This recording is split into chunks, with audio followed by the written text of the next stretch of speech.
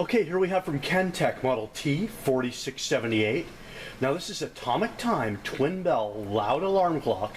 This is non-ticking. Extra loud bell ringing alarm.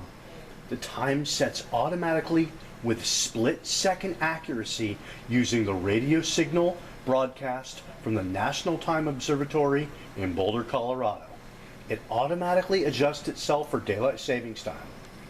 It operates on 1C battery, backlight on demand, half-inch clock digits are easy to see. It does have a 9-minute snooze on it. Let me bring it around front and kill this. There we go. Let's hear this loud alarm.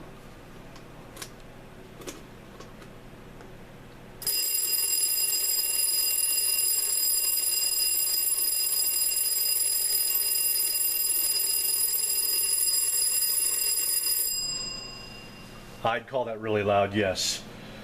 Quality by Kentech.